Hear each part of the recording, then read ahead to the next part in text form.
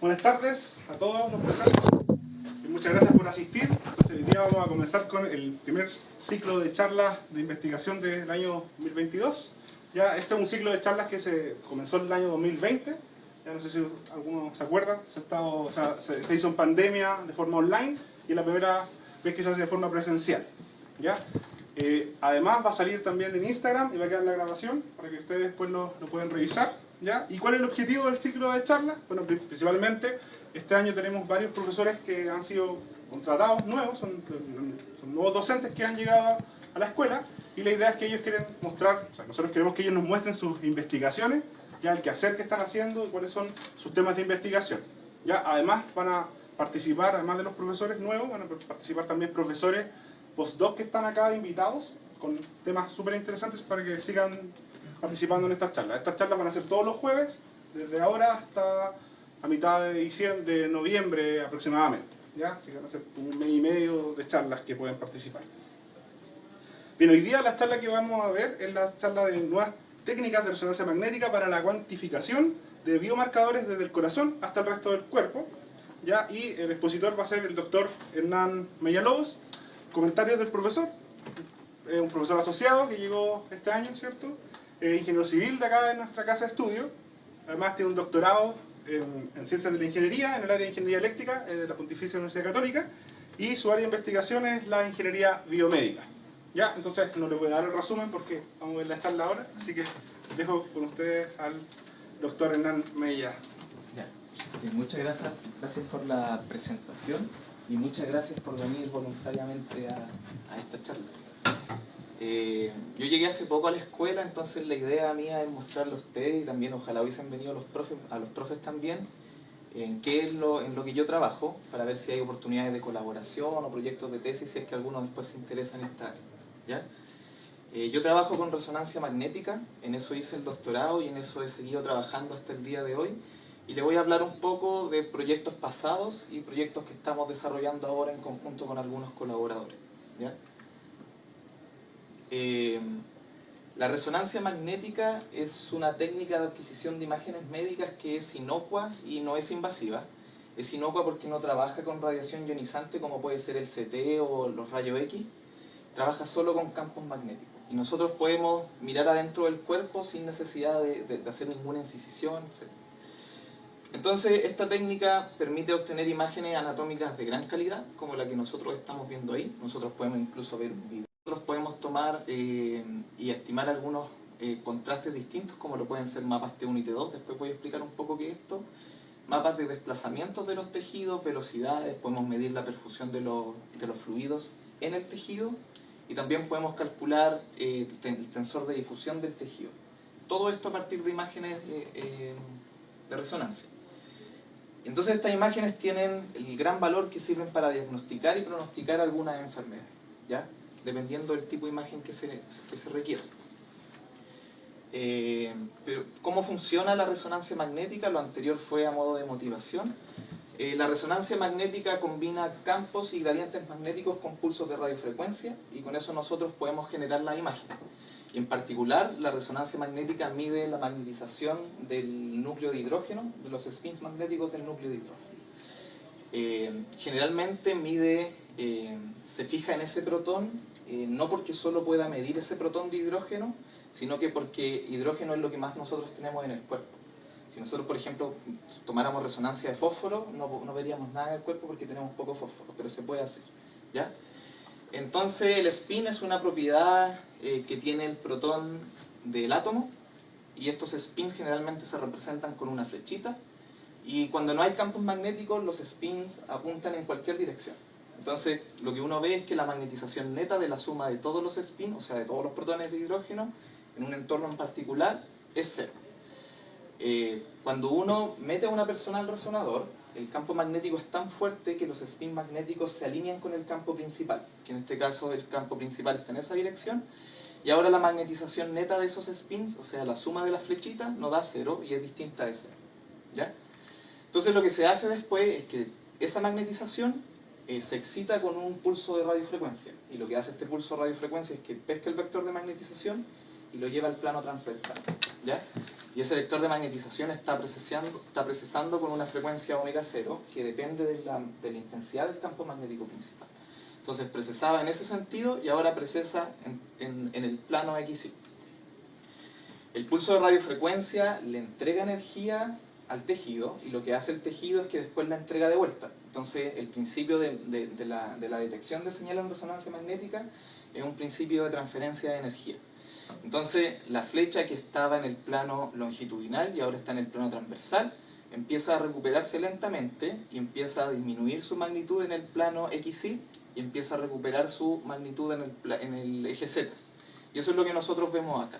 Entonces el tiempo que demora en recuperar el 63% de la magnetización en el eje Z es lo que nosotros llamamos T1, eso es lo que nosotros veíamos mapa T1 y T1, y el tiempo que demora en decaer al 37% de la magnetización en el plano XY es el tiempo que nosotros llamamos T2. Entonces, a medida que se va relajando la magnetización, o sea que va disminuyendo en el plano y recuperándose en el eje longitudinal, esto va liberando energía y esa energía nosotros la podemos medir con bobinas.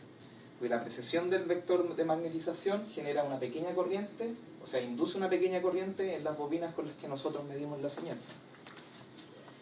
En resonancia magnética nosotros no medimos directamente la imagen, o sea, el objeto que queremos analizar, sino que lo que se mide es la transformada de Fourier del objeto, ¿ya? Y para hacer eso lo que nosotros hacemos es usar una combinación de gradientes magnéticos y pulsos de radiofrecuencia. Entonces, si nosotros queremos medir, por ejemplo, un corte transversal de esta papa que está acá, lo que nosotros hacemos es primero elegir en qué punto queremos medir la imagen, y eso se hace con un gradiente magnético que se aplica en el eje longitudinal, o sea, en el eje Z, en combinación con un pulso de radiofrecuencia. Lo que hace el gradiente magnético es que cambia la frecuencia de precesión de los spins a lo largo del eje longitudinal. Entonces ahora la frecuencia de precesión no es constante, que al principio era constante, ahora varía en la dirección Z con la coordenada espacial Z. Y se ajusta la frecuencia de este pulso de radiofrecuencia a la frecuencia de precesión de la posición del slice que nosotros queremos medir. Entonces, si nosotros quisiéramos medir el slice azul, lo que se hace es que este pulso de radiofrecuencia se aplica con una frecuencia F1. Y ahí uno puede medir eso que está ahí. Se pueden aplicar gradientes magnéticos también en las otras direcciones. Si nosotros aplicamos, por ejemplo, un gradiente magnético en Y, nosotros estamos seleccionando cuál es la línea de la transformada de Fourier en el eje Y que queremos medir. Y si nosotros aplicamos un gradiente magnético en el eje X y prendemos nuestro conversor análogo digital, lo que hacemos es tomar la medida de una línea de magnetización. Y finalmente lo que uno hace en resonancia magnética es medir la transformada de Fourier, y esto es más o menos lo que uno hace: aplica un pulso de radiofrecuencia que excita la magnetización en conjunto con un gradiente magnético en la dirección Z. Y a todo esto en resonancia magnética las personas no se refieren a los ejes X y Z con ese nombre, sino que le llaman dirección de medida al eje X, dirección de fase al eje Y y dirección de slice al eje Z. Entonces, con esta combinación de pulsos de radiofrecuencia, lo que nosotros hacemos es ir midiendo estas líneas de la transformada de Fourier. Y para distintos gradientes en la dirección de fase, o sea, en la dirección Y, nosotros nos vamos moviendo en cada una de estas líneas. Y después con la señal lo que nosotros hacemos es aplicar la transformada de Fourier y obtenemos la imagen, que es lo que nosotros podemos ver acá. Una de las cosas que yo hice en el doctorado fue desarrollar nuevas técnicas para poder estimar las deformaciones del corazón. Y el video que les mostré al principio es una de las imágenes que yo usé para estimar este tipo de deformación. Entonces, ¿por qué las deformaciones cardíacas son importantes? Es porque este es un biomarcador que tiene muchas aplicaciones clínicas. O sea, la deformación cardíaca es un indicador, y aquí puse algunos ejemplos con algunos artículos. Por ejemplo, se puede usar para seguir el tratamiento de personas que han sufrido falla cardíaca, y hay todo un tratamiento que se llama resincronización cardíaca, en la que a través de medicamentos tratan de darle vida nuevamente a los tejidos que fueron afectados por el infarto. Entonces, para seguir si esta cuestión funciona o no funciona, lo que hacen es que toman una imagen del corazón, calculan las deformaciones, y si en el área del infarto las deformaciones son más o menos normales, dicen esta cuestión está funcionando. Si la cosa no funciona, cambian el tratamiento y aplican otros medicamentos, incluso algunas veces lo inyectan directamente en el corazón. También sirve, por ejemplo, para medir el tipo de disfunción en pacientes con diabetes tipo 2, Generalmente la gente que tiene diabetes, el corazón se afecta por esta enfermedad y late de manera distinta. También se puede hacer para seguir ese tipo de enfermedades. También se ha estudiado que en personas con obesidad la grasa recubre el corazón y eso también afecta a la función cardíaca, y por eso a las personas con obesidad de repente no sé, hacen un poco de actividad física y sienten que les va a dar algo, etc. También se ha utilizado para eso. Y también para otro tipo de enfermedades, como por ejemplo este es un síndrome que se llama síndrome muscular de Duchenne, que lo que hace es que también a medida que las personas van creciendo, su función cardíaca va disminuyendo y esto lo afecta. Y también se ha usado las deformaciones cardíacas para seguir y tratar este tipo de enfermedades. Entonces, existe una secuencia de resonancia que se llama Tagging MRI, que lo que hace es que permite adquirir una grilla del corazón. Entonces nosotros podemos ver cómo esta grilla se va deformando con la contracción cardíaca. Entonces las técnicas que se usan para procesar este tipo de imágenes son de tracking de la grilla, ¿ya? Y esto se puede usar para calcular las deformaciones. Sin embargo, lo que pasa con este tipo de imágenes es que la grasa presente en el tejido puede distorsionar las líneas de tagging. O sea, en los lugares donde nosotros tenemos grasa, nosotros vemos que las líneas de tagging se distorsionan. Y eso genera deformaciones que no son fisiológicas, ¿ya? Y en general, la grasa distorsiona las imágenes de resonancia, cualquiera sea el tipo de imagen, ¿ya? Entonces, estas distorsiones impactan las deformaciones, y una de las cosas que yo hice en el doctorado fue crear una nueva secuencia de tagging que permite adquirir esta grilla, que es insensible a la grasa. O sea, nosotros podemos eliminar la distorsión de la grasa de la imagen, ¿ya? Y el diagrama de secuencia se ve más o menos así. Esto es lo que yo les decía, estos pulsos de radiofrecuencia, gradientes magnéticos en la dirección X, Y y Z.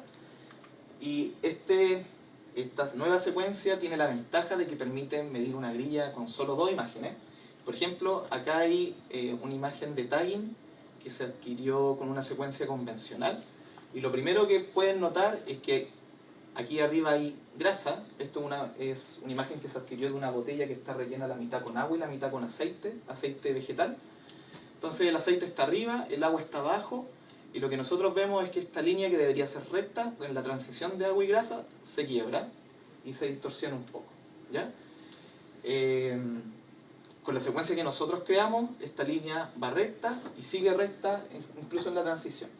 Esa es una de las ventajas, pudimos corregir el artefacto de la grasa en este tipo de imagen. Ahora, para adquirir esta grilla que está acá, se necesitan 2 imágenes.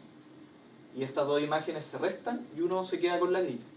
Entonces, si nosotros quisiéramos adquirir una grilla con tagging convencional, necesitaríamos 4 imágenes. O sea, adquirir líneas en una dirección, 2 imágenes en la otra dirección, y después estas se combinan para generar una grilla. Nosotros fuimos capaces de generar la grilla solamente con 2 imágenes, o sea, redujimos el tiempo de adquisición a la mitad. Y además tiene la ventaja de que permite reconstrucciones que otras secuencias no permiten, y eso no lo voy a mencionar acá, pero también es una ventaja de este método. Entonces, una imagen adquirida con esta secuencia es la que está ahí. Las imágenes se ven más o menos de esta forma, y nosotros la probamos en el corazón. Y después lo que nosotros hicimos, y este fue con otro trabajo de mi tesis, que desarrollamos una herramienta de procesamiento de imágenes que nos permite estimar el campo de desplazamiento y deformaciones del corazón. Entonces, si ustedes se fijan, las flechitas que aparecen ahí van siguiendo la deformación del tejido cardíaco, y después nosotros con esa información podemos generar un mapa de deformaciones, que es lo que nosotros estamos viendo acá. Esto que están aquí son cortes del ventrículo izquierdo, y las flechitas apuntan la dirección en la que se va moviendo el tejido. El mapa de color que aparece ahí es la deformación, en este caso es la deformación circunferencial. Y eso es lo que se ve. Y este es el método que desarrollamos nosotros, y este es un método que ya existe. Y el método que desarrollamos nosotros tiene la ventaja que entrega deformaciones que son más fisiológicas que este que está acá. La deformación debería ser suave.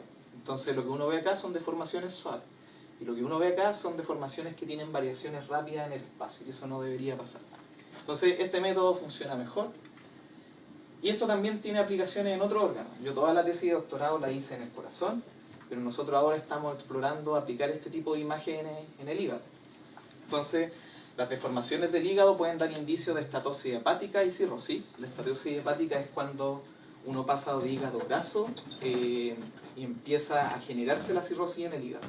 Entonces, todo el tejido que tenía grasa empieza a cicatrizarse y se empieza a volver más rígido. Y eso genera que en esos lugares las deformaciones disminuyan. O sea, si uno pudiera deformar el hígado. Las deformaciones en esos lugares donde hay esteatosis o cirrosis es más pequeña porque el tejido es más rígido, ¿ya? Entonces, en el año 2020, esta persona publicó un artículo en el que relaciona las deformaciones cardíacas con el nivel de esteatosis hepática que poseen las personas. Entonces, lo que usaron ellos ahí fue una secuencia de tagging convencional.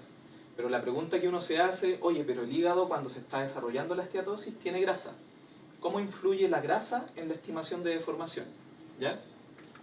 Entonces eso fue lo que nosotros empezamos a probar en algún instante y esto quedó en stand-by, pero se va a retomar pronto. Entonces con el mismo fantoma de la botella que tenía mitad de agua y mitad de grasa, nosotros la metimos al resonador y adquirimos imágenes con dos secuencias de tagging. Una convencional, que no corrige el artefacto de la grasa, y nuestra secuencia, que sí lo corrige. Entonces, como el fantoma es estático, las deformaciones deberían ser nulas, deberían ser cero. Pero lo que nosotros vemos con la secuencia convencional, y esto es un mapa de deformación, es que las deformaciones no son cero. Y se obtiene algo como esto, y con nuestra secuencia nosotros obtenemos que las deformaciones son nulas. Entonces, y esto son imágenes que nosotros adquirimos en hígado. Lo que nosotros hicimos fue adquirir imágenes de hígado, y lo que nosotros tratamos de medir son las deformaciones que produce la contracción cardíaca en el hígado. Adentro del cuerpo, el hígado está casi en contacto con el corazón. Entonces, cuando el corazón se contrae, el hígado se deforma. Y lo que nosotros tratamos de medir son esas deformaciones que genera el corazón en el hígado. Entonces, con tagging convencional, lo que nosotros hacemos es obtener este tipo de mapa. Ahí aparecen variaciones espaciales en este lado de acá. Y lo que se observa es una deformación súper grande en la parte que está en contacto con el corazón. Aquí este hígado está ahí y el corazón está ahí, que se está contrayendo. Entonces el corazón deforma mucho esa parte que está ahí. Y nosotros adquirimos la misma imagen con nuestra secuencia y podemos ver un mapa que es parecido.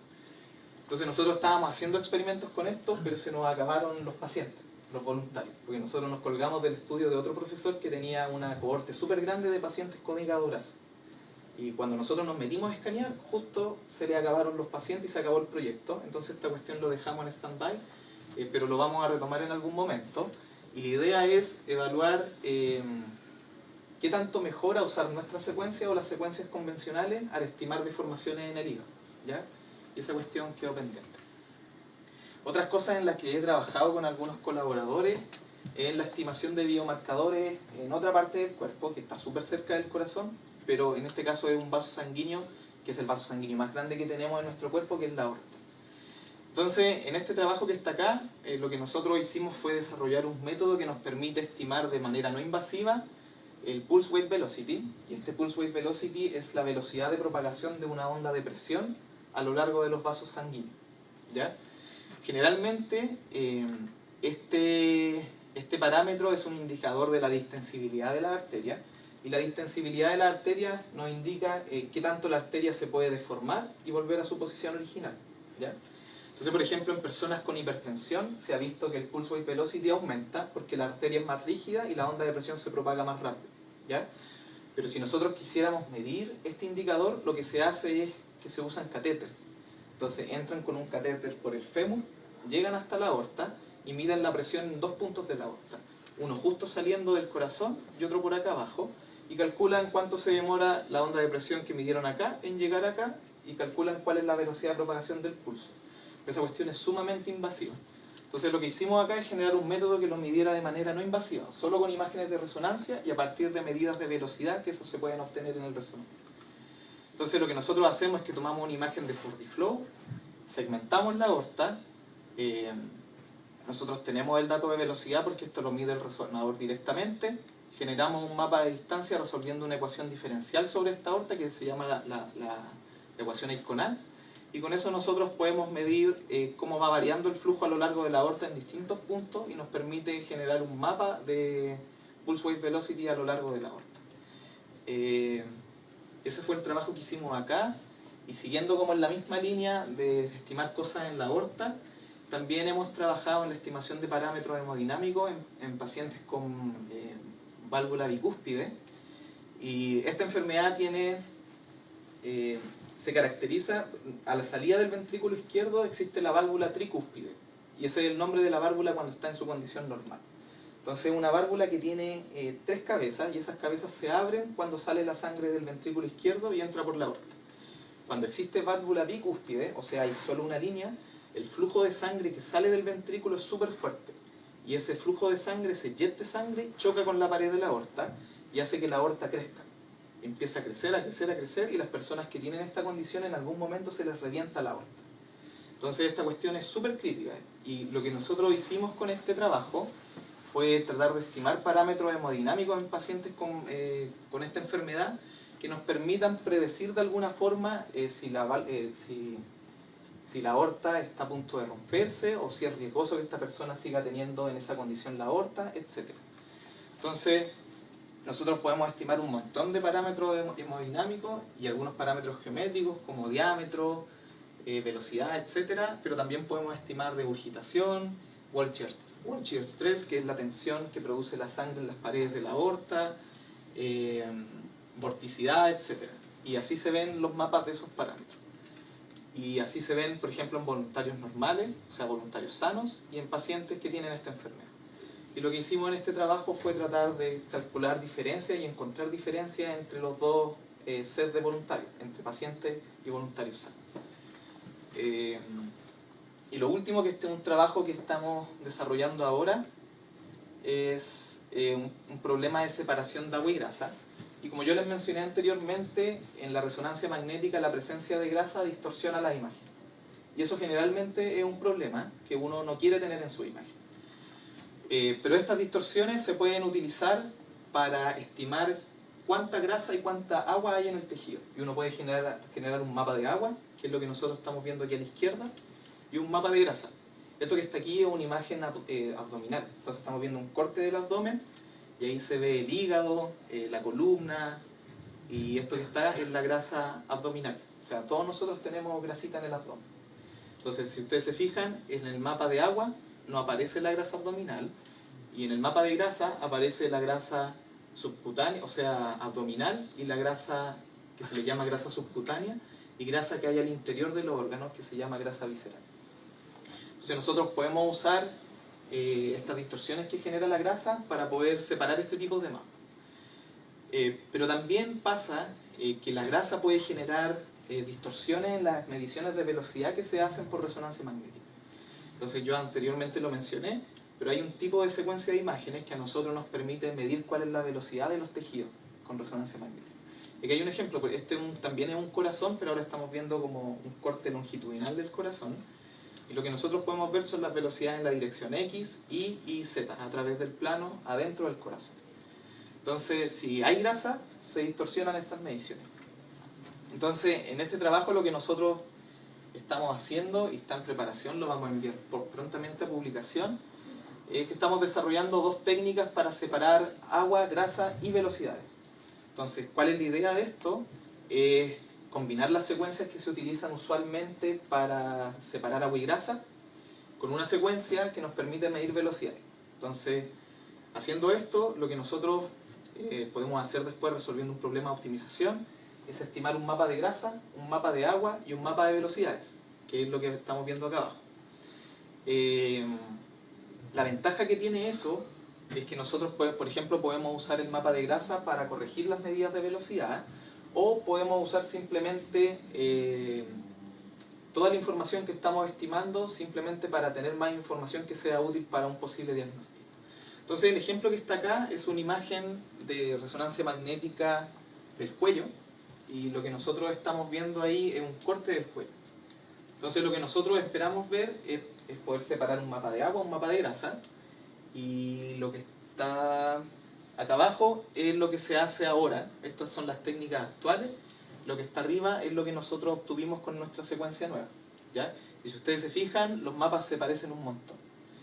Y aquí exactamente lo mismo. Lo que está acá arriba es esto que está aquí, es la inhomogeneidad de campo, pero esto que está acá es la velocidad que nosotros estimamos con nuestra nueva secuencia, y lo que está abajo es como el mapa de referencia, que esto se midió en el resonador usando la secuencia común y corriente que se usa en el resonador.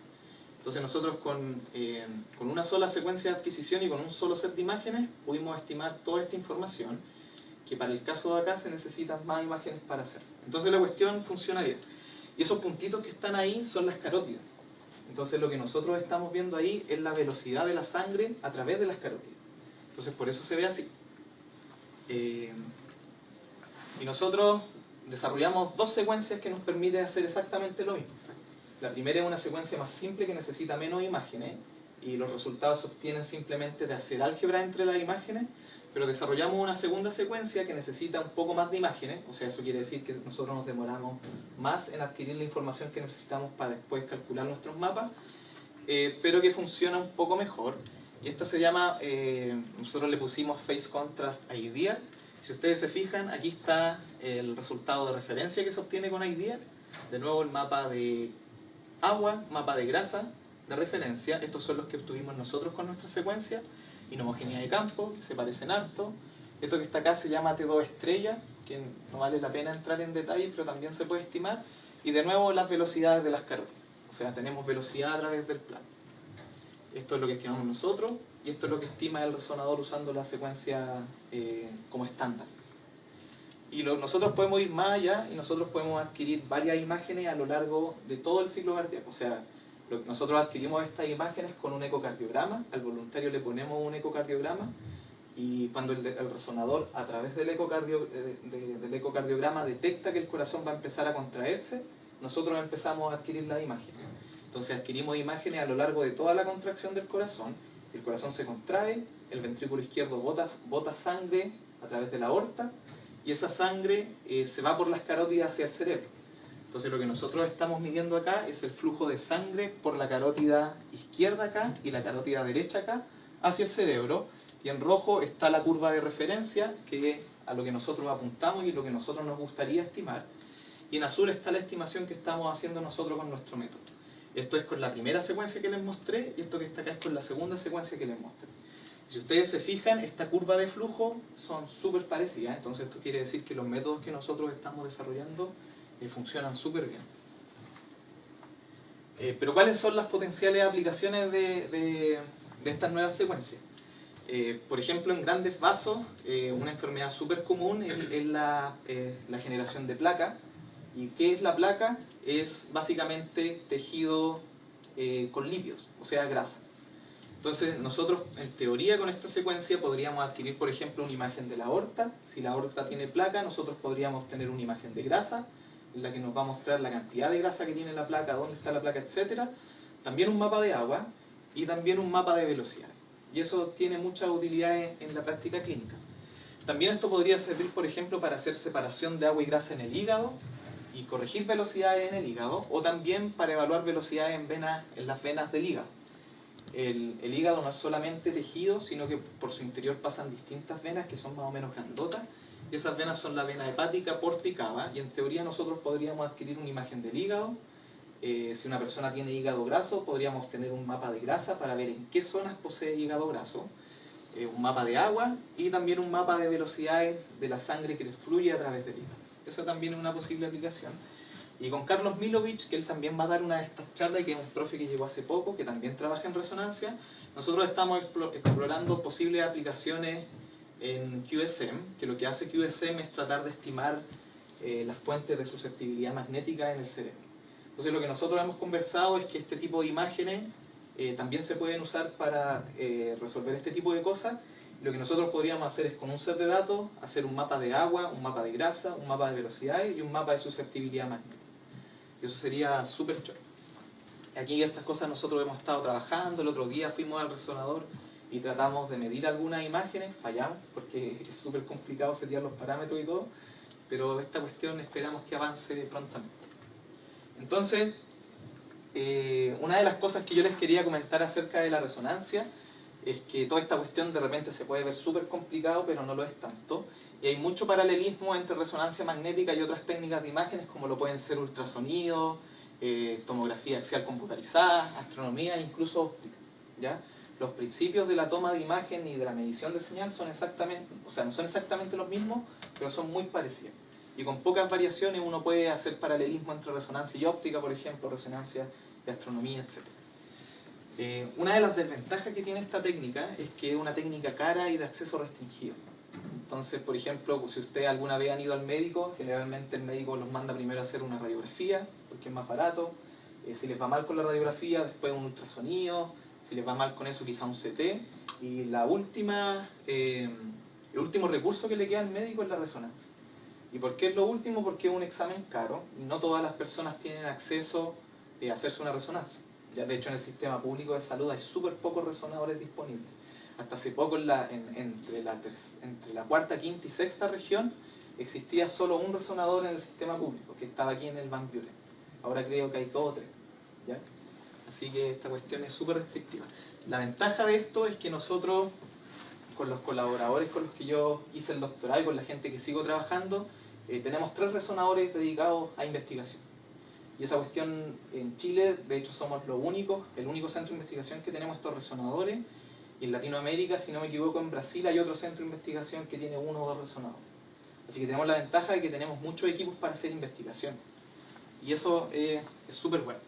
Entonces, otra cosa que yo les quería mostrar es que a mí lo que me ha gustado de llegar aquí a la Escuela de Ingeniería Eléctrica es que hay gente que tiene expertise en temas que yo no tengo, y eso abre la oportunidad a muchos temas de colaboración.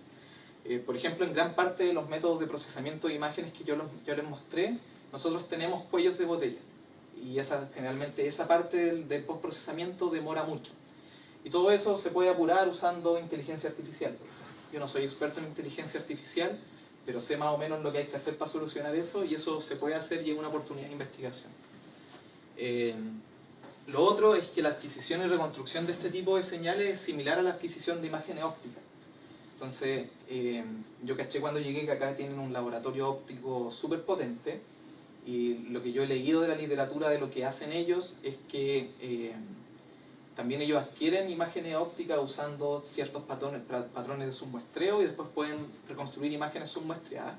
Y eso es súper parecido a lo que nosotros hacemos en resonancia. Y nosotros podemos controlar la manera de adquirir los datos en el resonador para que se parezca a lo que hacen en óptica acá, y podemos explorar también nuevas formas de reconstruir este tipo de imagen. Y lo último, y esta cuestión yo creo que es más como al largo plazo, es que todo lo relacionado y todo lo asociado a la resonancia es caro. El equipo es carísimo, te puede costar más de $1 millón, comprar el equipo, instalarlo, etc. Y comprar equipamiento para el resonador también es carísimo, ¿ya? Entonces, otra oportunidad de colaboración, ya que acá hay gente que es sequísima en temas de electrónica y cosas así, es que se pueden construir dispositivos de bajo costo que se puedan enchufar al resonador y que cumplan la función de estos equipos que son prácticamente inalcanzables. Y aquí yo pongo el ejemplo de un elastógrafo. Un par de años antes de que yo entrara a estudiar el doctorado, hubo un alumno de magíster que él diseñó y fabricó un elastógrafo. Y el elastógrafo es un equipo que genera ondas elásticas en el cuerpo. Por ejemplo, tú te metes al resonador, a ti te ponen un aparatito, puede ser en el cerebro, en el pecho, en cualquier parte del cuerpo, y este aparatito tiene un actuador, y esa cuestión vibra, y genera vibraciones en tu cuerpo.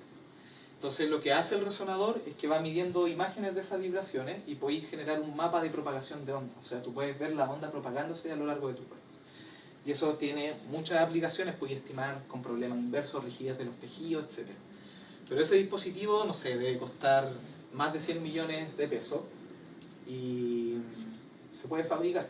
Y esta persona lo fabricó súper artesanal, el equipo estuvo ahí un tiempo, pero el problema que hubo es que solo lo sabía usar él, porque era una cuestión, tenía mucho de artesanía. Entonces esta persona se fue del Centro de Imágenes Biomédicas de la Católica y el equipo quedó tirado y esa cuestión no se usó nunca más. Entonces también hay oportunidades de colaboración en eso. Y ojo que yo me refiero a oportunidades de colaboración no solo con los profesores, sino que yo creo que de aquí al próximo semestre ya voy a empezar a proponer temas de tesis y cosas así, por si a alguno de ustedes les interesa el área biomédica y la resonancia magnética, pueden ir mirando ahí y quizás podemos resolver alguno de estos problemas. Eso, muchas gracias por su atención. Un aplauso. Muchas gracias, Hernán, por la presentación. Ahora viene una ronda de preguntas, así que por parte del público presente acá, no sé si por Instagram también te llegaron algunas preguntas. Sí, por Instagram llegó una pregunta, no sé si comenzamos por esa. Ya, partamos mientras los chicos ahí se les ocurre algo que preguntar. Bueno, Matías Gutiérrez, quien dice ser ex compañero aquí del profesor, le envía saludos y pregunta: la resonancia magnética es inocua y no invasiva, pero genera rechazo en pacientes con claustrofobia. ¿Existe algún avance en los equipos que realizan resonancia magnética? Sí, esa es una súper buena pregunta. Generalmente el espacio en donde entra el paciente es súper reducido, debe ser un diámetro así como de 80 centímetros. Y es súper cierto eso, pues la gente que tiene problemas con la claustrofobia generalmente tiene problemas y no se puede meter al resonador. Y también hay otro problema con la gente que es como más anchita. Ha pasado, por ejemplo, a nosotros nos han llegado pacientes y voluntarios que no caben en el resonador derechamente y no podemos hacer los exámenes.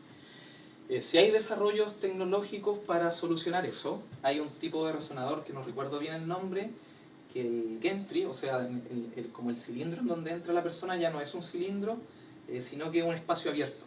Entonces lo que uno tiene es el equipo por abajo como una camilla y el equipo por arriba y todo alrededor está abierto.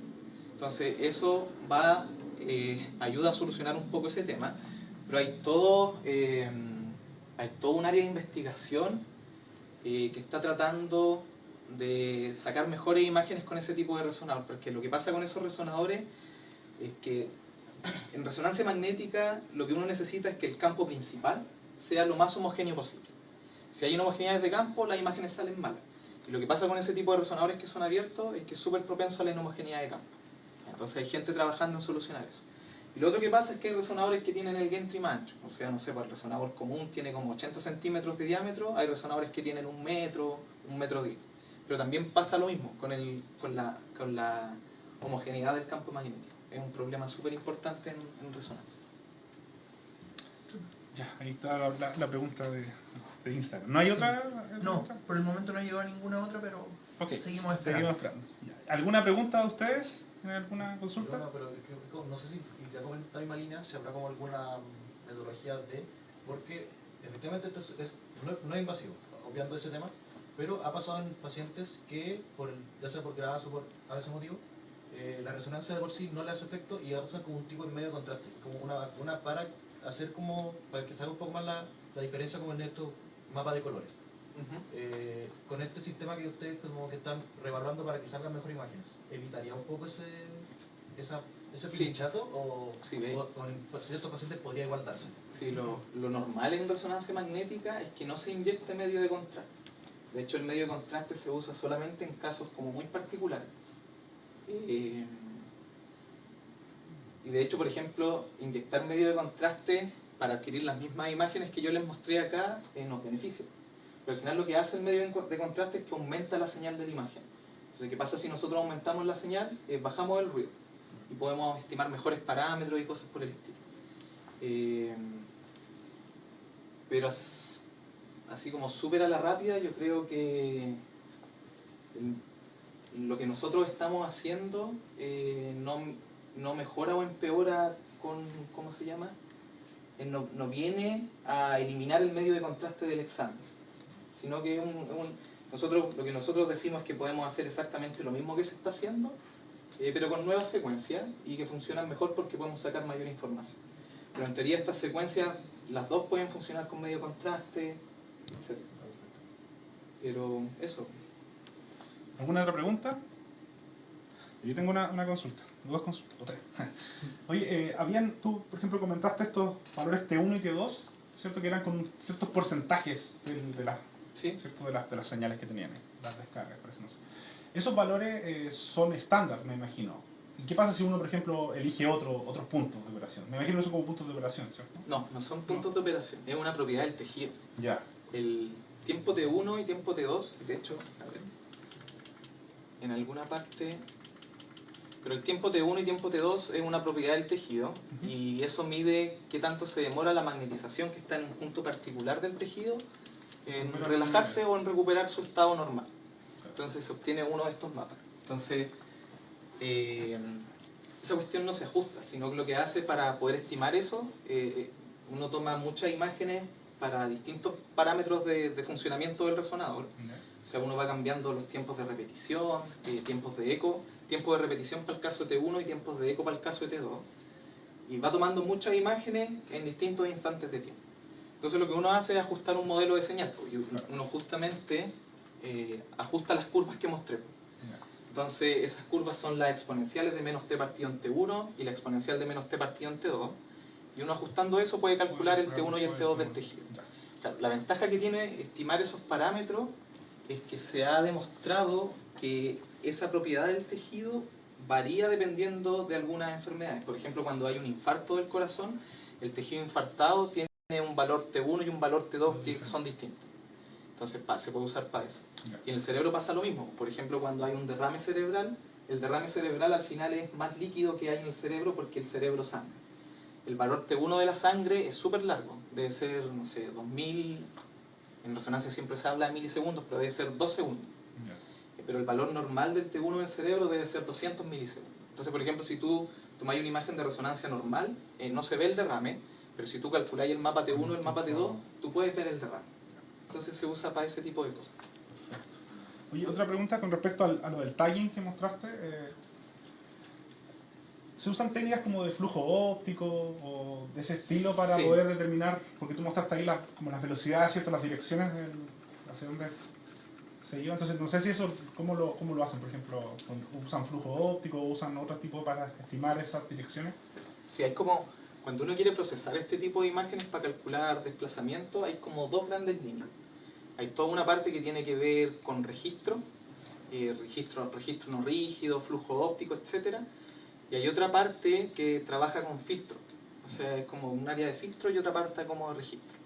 Entonces se puede hacer con flujo óptico, pero lo que nosotros hicimos acá fue trabajar con la fase armónica de la imagen. Entonces, lo que pasa con este tipo de imágenes, y que es súper choro, es que si teóricamente la expresión matemática que modela la magnetización es un coseno. Entonces nosotros lo que estamos viendo ahí es el valor absoluto de la suma de dos cosenos, por eso se ve una grilla, ¿ya? Pero si uno toma la parte real y la parte imaginaria de eso, esa cuestión es un coseno. Si tú sacas la transformada de Fourier del coseno, tú vas a ver que en la transformada de Fourier van a haber dos pics energéticos centrados en la frecuencia del coseno. Entonces, si tú aplicas un filtro pasabanda centrado en uno de esos pics, lo que tú obtienes es una imagen que en su fase tiene la frecuencia del coseno y la posición del tejido. Entonces, con eso nosotros podemos estimar este campo de desplazamiento. Y lo que nosotros hicimos aquí en este artículo es usar la fase armónica e interpolación. Y esa cuestión a nosotros nos dio que funcionaba súper bien. Después pueden buscar el paper, quedó súper bonito ese artículo. Pero usamos esa metodología para calcular eso. Y la ventaja que tiene es que funciona también súper bien en 3D. Claro. Porque aquí nosotros, por ejemplo, yo estoy mostrando el resultado que se obtuvo de una imagen 2D, pero eso también tiene problemas. Si tú querés calcular deformaciones en 2D, te estás olvidando del movimiento a través del plano, porque el corazón no solamente se contrae así, sino que se mueve hacia abajo y hacia arriba. Entonces, y eso es lo que se ve acá. Entonces, el corazón cuando se contrae, la base del corazón, que es la parte más ancha, baja, y el ápex del corazón sube. Entonces, el corazón se contrae así. Y eso lo podemos recuperar nosotros con este tipo de técnica. Súper. Bien, eso. Hay otra consulta. Otra consulta, aquí bien, en súper Instagram. bien. Preguntan si una resonancia puede causar daños por irradiación si uno se hace muchas muy continuamente a lo largo de la vida. No puede. Y justamente porque la resonancia no usa radiación ionizante. O sea, de hecho hay una anécdota súper chistosa, porque al principio resonancia magnética se llamaba resonancia magnética nuclear. Y la gente no se hacía resonancia porque decía, oye, esta cuestión es nuclear, radiación, me puedo morir si me hago una resonancia. Y después se le fue quitando el apellido y ahora solo se llama resonancia magnética. ¿Pero por qué venía el nuclear? Porque excita el protón de hidrógeno, que es el núcleo del átomo. Entonces tenía que ver con el núcleo del átomo. Pero la resonancia magnética no emite radiación, no tiene nada de radiación, cero. Y de hecho solo funciona con imanes. O sea, lo que tú haces es que te metes a un imán gigante. Entonces, no genera daño en personas que no tengan metales en su cuerpo. Pero por ejemplo se ha observado de que las personas que tienen algunos tatuajes, la tinta del tatuaje de repente tiene fierro o hierro y se le irrita la parte en donde está el tatuaje. Y es porque justamente te metes al resonador y esa cuestión trata de tirar el metal que hay ahí. Lo otro que pasa es que algunas personas con implantes no se pueden meter al resonador, dependiendo del tipo de implante. Y por dos motivos. Si el tipo de implante, por ejemplo, no es titanio, tú te metías al resonador y el resonador te lo puede arrancar. Y esa cuestión sería como súper trágico. Pero si es titanio, también pasa de que cambia la propiedad del campo magnético y distorsiona la imagen.